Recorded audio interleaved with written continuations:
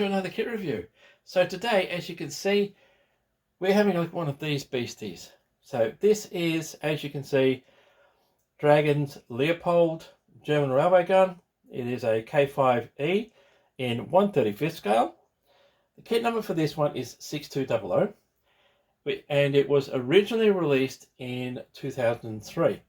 Now this particular kit that I just picked up has a bonus metal barrel, as you can see, and the best I can come up with, because it's not mentioned on ScaleMates or pretty much anywhere else on the internet, is from Dragon's own website, and it does mention this particular kit with the metal barrel being available in 2011. So I'm assuming, unless you guys have got any better information, that this is a 2011 reissue of the original kit.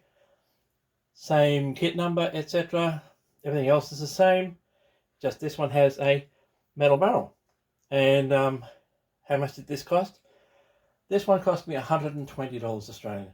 Probably the most expensive kit I've ever bought, plus $30 postage. It was on eBay for an entire month before I finally decided to buy it. No one else bid on it, and I got it for $120. So I'm really happy with that.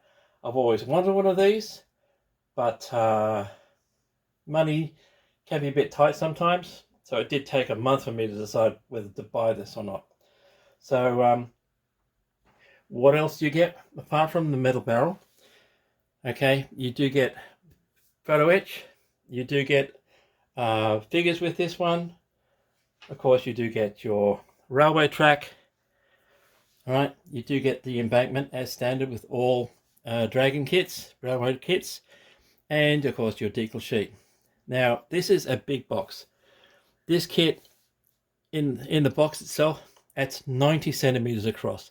That's why I'm filming this on the floor, because it's the only place I've got to actually film it. All right, so let's have a look at the rest of the box. So on the side, if I can pick her up, is your German artillery crew.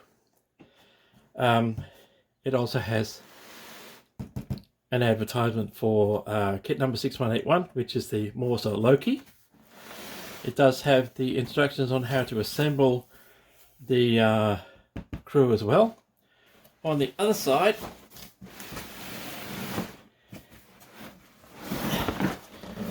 is your photo etch sheet, which is basically grill work, another photo of the crew and Dragon's details, etc. And it does say copyright 2003. So if anybody's got any better information on when this one with the metal barrel came out, I'd really love to know about it. But as far as I can tell, 2011 is when this particular reissue came out.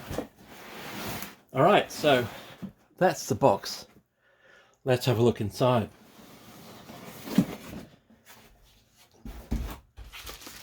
So there's your metal barrel. Instructions, of course. Decal sheet and photo etch. And I'll move this up a little bit. So this section here is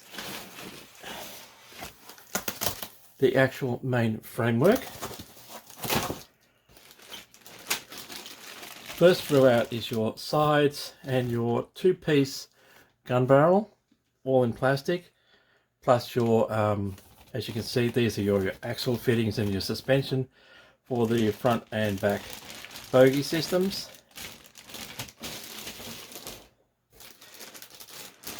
And this has not been opened. Top deck, all right, really nice detail, beautiful detail on this. Next throughout is your gun breech and fittings, etc.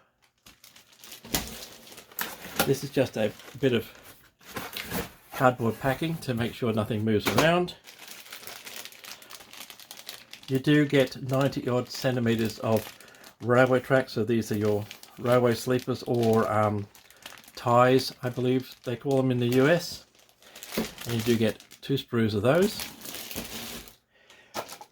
This is your embankment, of course, your crew figures, and there is a lot in this, so this will be quite a long review. These, of course, are your bogie parts, wheels, etc. Quite a lot of detail in this, but fairly straightforward. Very minimum PE. It's all plastic, and it just keeps going. There is a lot. These are more panels for the gun chassis, I guess you would call it, plus railings, etc. This one here, as you can see, is the main gun swivel points and breech. So this is a massive kit, right? Massive kit. And last bag out is a bit more of the flooring and sides. This is the generator power unit that goes on the back of the K5. All right, so that's what's in the box. In a second, we'll have a look at the instructions, and after that, we'll have a look at the sprues.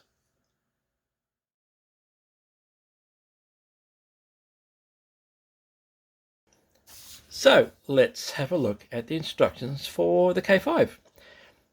Usual copy of the box art, sprue layouts, fairly simple, fairly straightforward. There are duplicated sprues in here, especially for the wheels and the track sections. Overleaf, you've got your usual warnings: glue this, don't glue this. These are your color callouts. Now the color callouts are for, as you can see, Aqueous Hobby Color, Mr. Color and Italeri, but they're a bit strange. So you've got steel, fair enough, field grey, which I'm assuming they mean to be dark grey, so dark panzer grey is what colour they were painted early in the war, red brown, fair enough, and middle stone. Middle stone, I'm assuming they mean dark yellow, because from 43 onwards they had the usual 3-tone colour scheme, which was dark yellow, red brown and olive green. So they're a bit iffy as far as I'm concerned, or unless of course these particular colours match a dark yellow and a panzer grey. I don't know, I don't use those. So this is the main framework for the front and back bogies. All the fittings are going on. This is the end plates, wheels of course with the suspension, other fittings going on. So you've just got your attachment points for other rolling stock. These are steps that are going to be attached to the side panels for the bogies, and then you've got your tops of the bogie sections. Then of course you just put the tops, sides, ends on the main frame, and the wheels. Same for front and back. The only difference is the back one has space for the generator electrical section. Then you've got railings going on. This insert here, this is the section where the elevation for the gun was actually set. So it's on the side of the gun. So you'd have 1 or 2 NCOs or junior officers who would set the elevation. The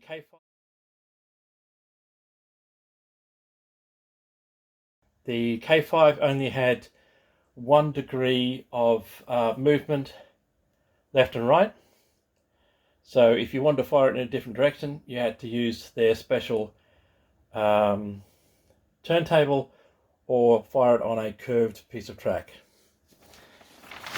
Overleaf, you've got your elevation mechanism, and this is do not glue, by the way, so that the gun can go up and down. Step 10 is the actual gun barrel itself, and as you can see, it does say to cut this off. if you've got this particular kit that I have, which has got the metal gun barrel, then yes, you can cut the end of the barrel off. Otherwise, don't do that.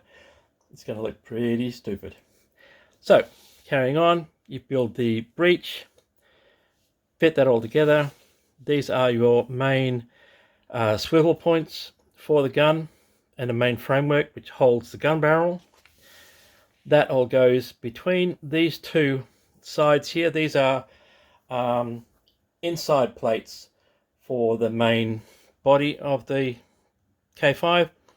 It does have some reinforcing sections which go between. Then we go overleaf. So you've got more fittings going on.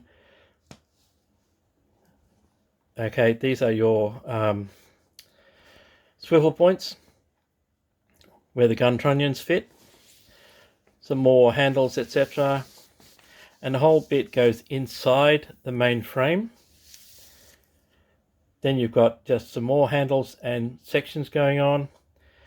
Probably one of the most complex parts of this kit will be the two ladders, because they are individual rungs going between the two sides, so that's going to be a very tricky thing to put together. Then you've just got the railings going along the side, color callouts for the shells included in the kit. This is the main power generating section. This is the ammo trolley which sits on these tracks here. So these two parts here are actually the grabs for the trolley. So the crane would lift these up over the side. They'd be attached to the ammo trolley, which would be wheeled up by the crewman and then hoisted onto these tracks here, and then vice versa when they want to get rid of the shells. This is the hoist itself.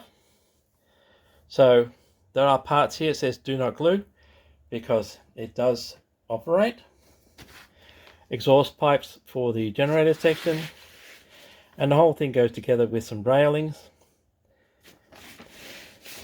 It does show you here those blue lines. They are chain which is supplied by the kit, goes between the railings, and then it's just constructing the track. My suggestion is construct the track, or at least a section of the track first, so you can make sure that the wheels sit correctly and flat on the track. Yeah, it would be impossible to fix once the kit's built. And then it just shows you how the whole thing goes together. Front and back, generator section, main gun. So overleaf is your painting guide. So this one is for Leopold. So as I said, when they first issued these guns to the troops, they were in all over Panzer Grey. Then around about 1943, they introduced the three-colour scheme, which was red, brown, olive green, and overall dark yellow. So Leopold was painted, at Anzio was painted in overall dark yellow with red, brown, wide stripes. Some of the lettering was left in the dark grey when they painted it.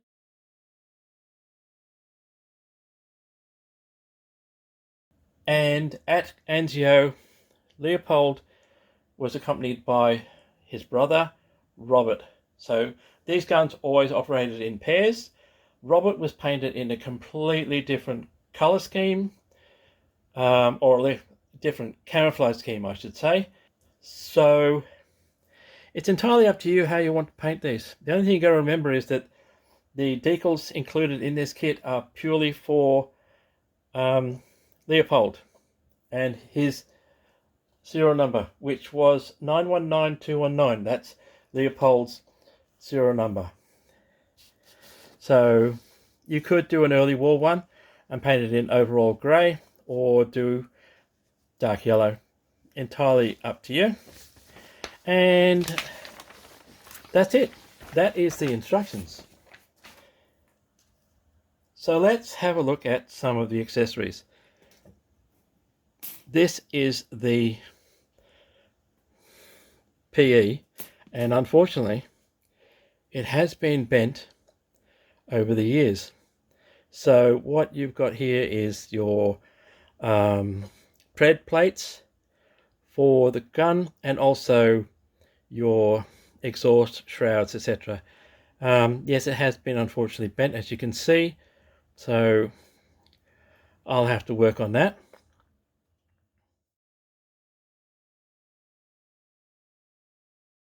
Then of course you've got your decals. So these are the decals for Leopold. I did notice in some of the reviews on ScaleMates and elsewhere. So this lettering is very, very faded and won't really stand out. And there's some spelling mistakes in there as well. So I have, and if you have a look there, where it says Leopold, that's a bit of white, so that would have to be cut off. But I have ordered some replacement decals from Pettinghaus in Germany, which will cover the entire Leopold decal signs, etc., etc., including some of the ammo signs as well. So that'll arrive shortly, I hope. So anyway, that's the ones that you get with the kit.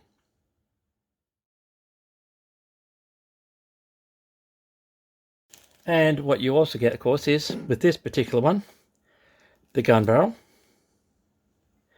It is quite shallow and there is no rifling in there, and it does have a fair weight. So if you have this on your gun, don't be surprised if you have it elevated and it eventually drops. I have seen in the past you could get an entire full length metal barrel for the Leopold, but I don't know if they're still available. So that's the metal barrel. You also get chain, of course, for the railings, and a piece of string for the crane.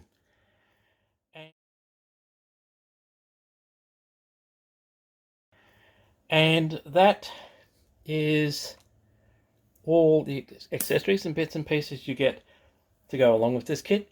In a minute, we will have a look at the actual sprues.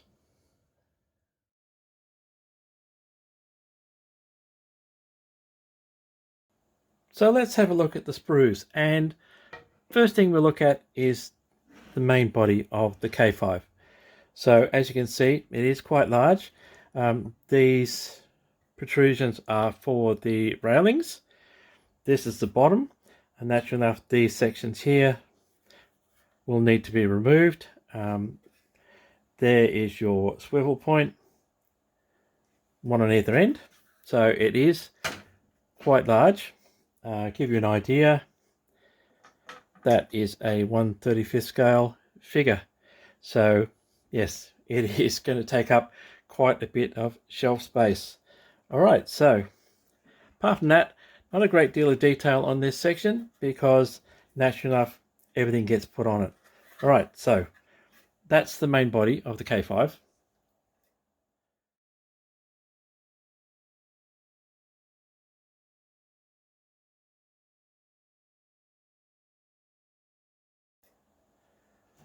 So next up, this is one of two duplicate sprues. All right, so these are the sides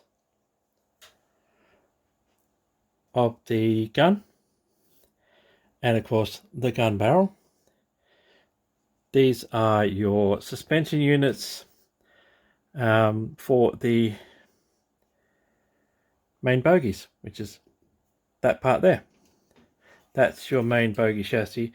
This is part of the elevation mechanism for the gun itself. And these are your railings for the sides.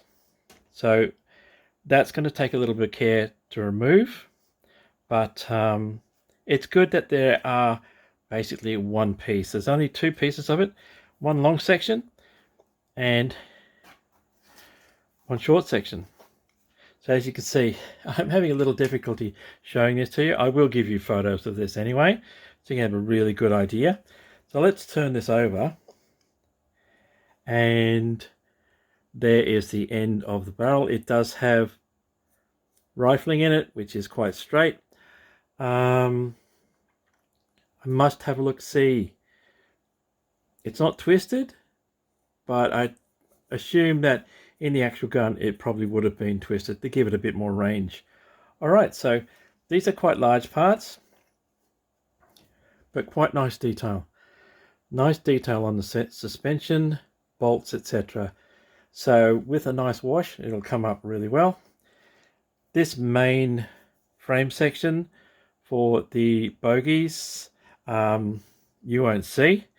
It does have side plates, etc. that goes on there, but it is, as you can see, quite solid. Alright, so there are two of those, naturally enough, because you have the two halves of the gun barrel and the two sides. Alright, so let's put that one aside.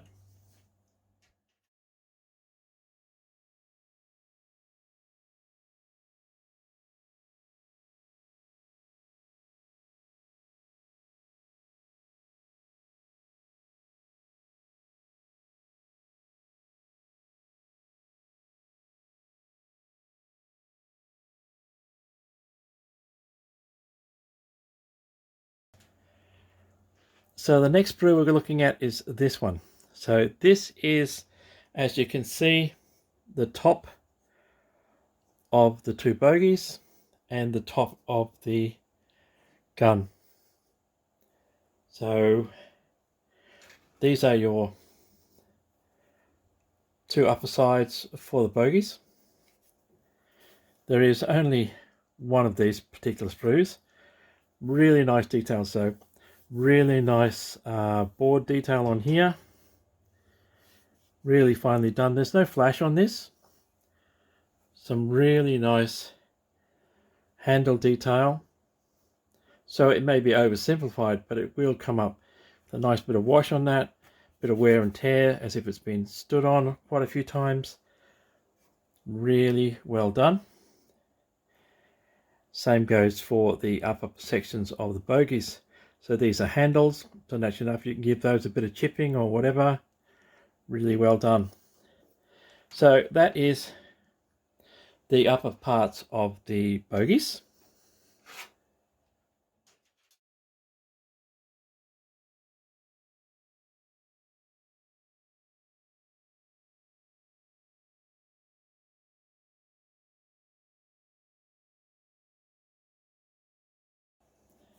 So next sprue out is this one. So as you can see, these are just fittings, etc., and end rails for the bogie sections, parts of the gun, and other fittings. So nicely done. That is your gun breech, by the way. Where's my figure? So there is your 35th scale figure and the gun breech. Quite nice. I do like that. This will be quite really impressive on the shelf. So let's have a close look. Again, no flash. Really sharp moldings. Some very fine bolt details on some of these I can see. And I am impressed with this. So despite the size, there is a little bit of molding indent on these sections, but nothing major. And whether you'll see that or not, that's something I'll have to have a look at when I actually come to build it.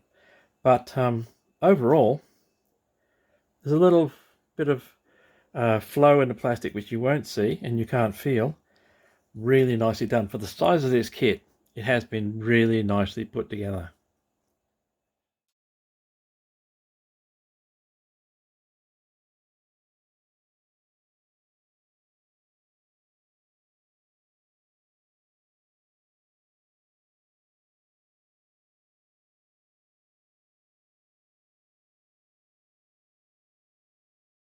So the next sprue that we are going to look at is this one. And there are two of these. So I'll put one of those aside. And this, as you can see, is a combination of your elevation mechanisms, the ends of the bogie sections with the buffer stops on them, various handles, turning wheels, etc., and some of the wheels, and of course shells. So this is duplicated, so you do get a few shells with this one, but let's have a look. Really nicely done, very fine detail. Some of this will be quite interesting to take off because it does look a bit delicate in places, but I do like it so far. I do like the fact that this is fairly simplified. You really don't need to have every little piece loose. You just need something that's going to hold the whole thing together. That's, as you can see, part of your elevation mechanism, your wheels. Not much to see. There's a bit of molding flash that needs to be done on the inside of the wheels, but that's not too bad. Overall, really nice. Some very fine turning handles here, and there are a lot of them, so you will need to be very careful putting these together, but quite impressive to say the least. All right, so that is those two.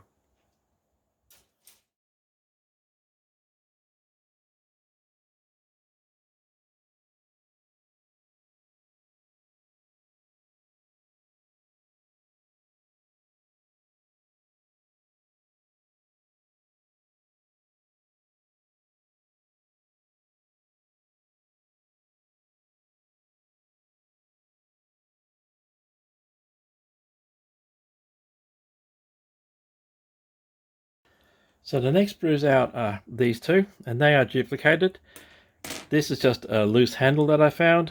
It is always an idea when you find loose parts to either tape them to the original sprue or tape them inside the box so they don't go walkabout and disappear completely. So let's have a look at this one. So wheels again, more fittings for the bogie sections, more turning handles, fittings, really nicely done. This one has, I'm assuming that's supposed to be wood grain paneling on there. So there are obviously some sort of hatch cover, really nice. So even small parts like this, there is minimum flash, minimum cleanup on any of these. So let's have a look at the wheels. I'm not sure if you'll see them. So there are indents on these wheels, which will need to be cleaned up a little bit, but they are going to be inside. So you probably won't see those on the kit once it's sitting on the rails. So it's your choice whether you want to clean it up or not. All right, so that's those two.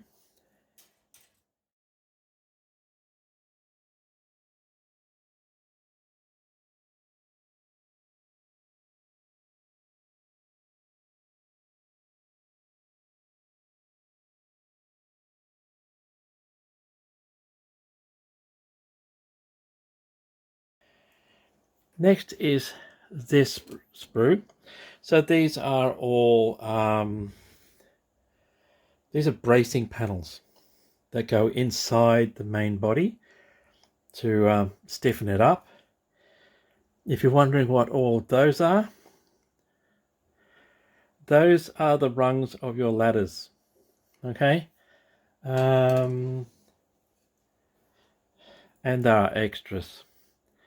So literally your ladders on the sides of the K5, yeah, they're not one piece, unfortunately. That will probably be one of the hardest things to put together. So there's those two little ones and this one, and yes, they're all rungs for ladders. These are the end panels for the gun, of course, the main body. As I said, these are just reinforcing for the body. More handles. These are your, I was going to say sights, but not really sights, but adjustments. I do like the detail on this, really nice. And a couple of railings, etc. So, no flash, as you can see, minimum flash and minimum cleanup on this kit, despite its age and its size.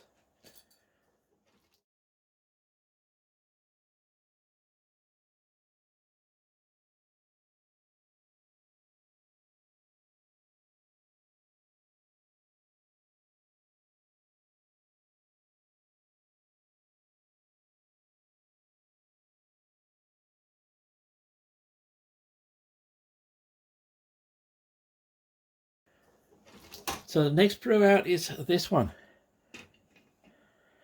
So as you can see, this is the main swivel point elevation for the gun, main framework, massive sections, breech. There's your 35th scale figure again. Huge breech on this gun. 28 centimeter gun, so that would have made a huge bang when she let go. But the detail on these, really nice. Do love those bolts. Alright, do love those. So yes, this is the main elevation swivel for the gun. There's your breech. There are other breech sections, of course, to complete that. But yeah, I do like this kit. So real detail on these. These are the end frames for the bogey sections. Smaller details, everything's got bolt details, etc. on it. So, yep, it is impressive. So that's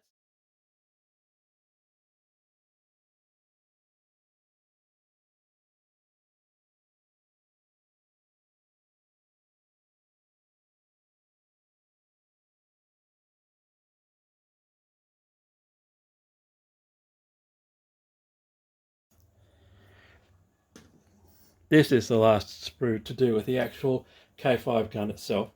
As you can see, this is your power unit generator section for the gun itself, because it did have to have its own power for elevation, etc., for loading the gun, all powered. This is your base panel and the sides and all the fittings. So let's have a look. So yeah, a bit of wear and tear on there, because your troops would be walking up and down this all the time. That is probably the only piece of flash that I've actually seen, obvious piece of flash, in that wheel there. So that's going to need to clean up. Some very fine railings to be dealt with and cut off carefully. Exhaust pipes, because this was your generator section. Beautiful detail inside. All right, so these hatches don't open, which is a shame, kind of, but in normal use they probably wouldn't be open anyway. Some really nice accessories, etc., to go on here. And apart from that one wheel, I can't see any major flash or drama with these parts whatsoever. All right, so that's the last sprue to deal with the actual gun.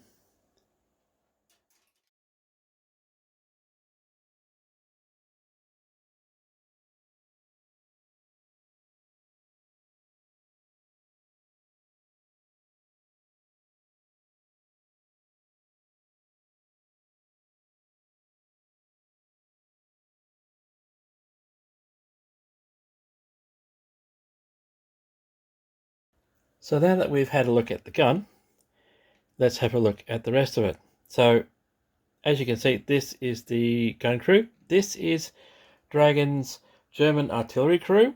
Kit number 6201 came out same time as the K5 in 2003. It even has the 6201 number on the sprue itself. I've already got a set of these which I picked up in a bulk lot of figures. So I've got now 12 crew for this gun. So let's have a look. So as you can see, this crew has gas masks, bayonets, pouches, helmets. They wouldn't wear these or their bayonets operationally as gun crew, so those can go into your spares box.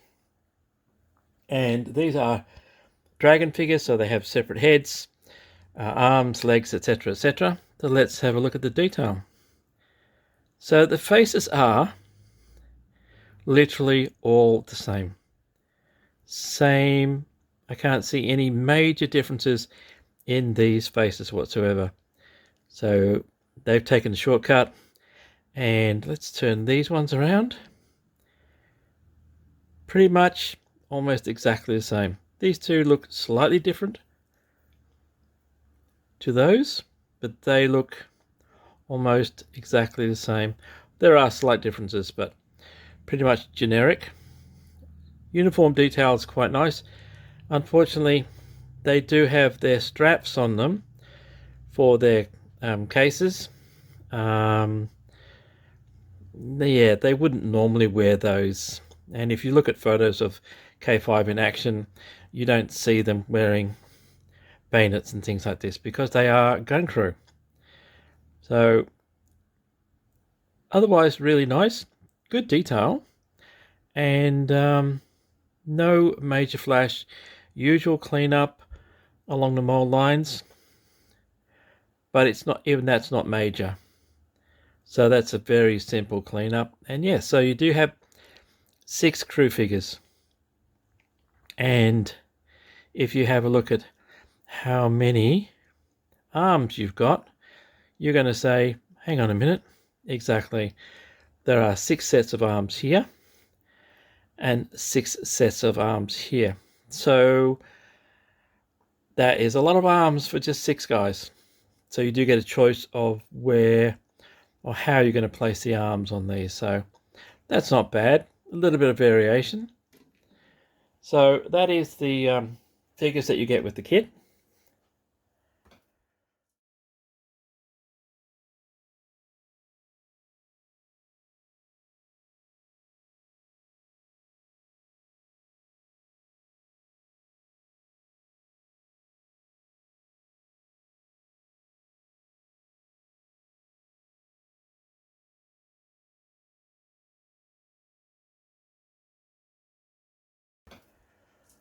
And we're almost done. So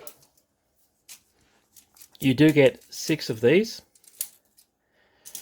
all the same. These are your railway sleepers. I believe in the US you call them railway ties. Same difference, rails, and they just slip in here. Fairly straightforward. I haven't measured them.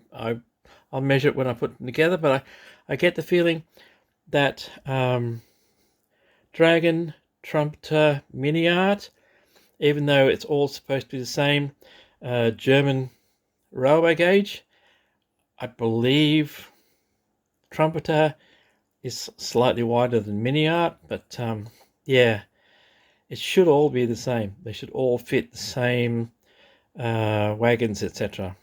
Anyway, that's your railway track.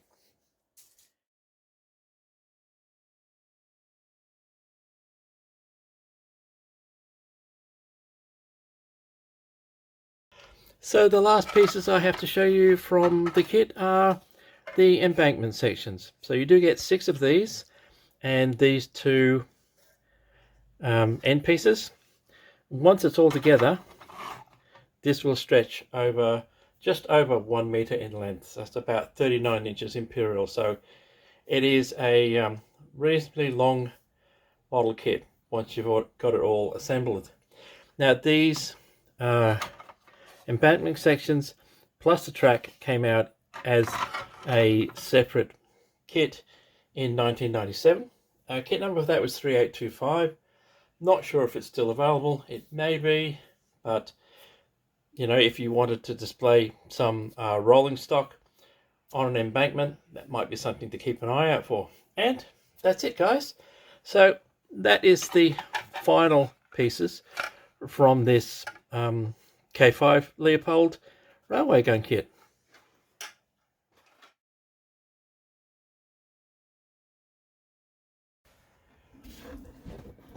So that's it. That is Dragon's 1/35 scale German railway gun Leopold, kit number 6200. Came out originally in 2003. This particular kit with the metal barrel, I think, came out in 2011, but that's yet to be confirmed. Definitely one to keep an eye out for. If you can pick one of these up and you have space on your shelf for it, yeah, definitely. I mean, yes, it is a simplified version as against the trumpeter one, but once you add a few little bits and details and things, it will still make quite an impressive kit. So, thank you for watching.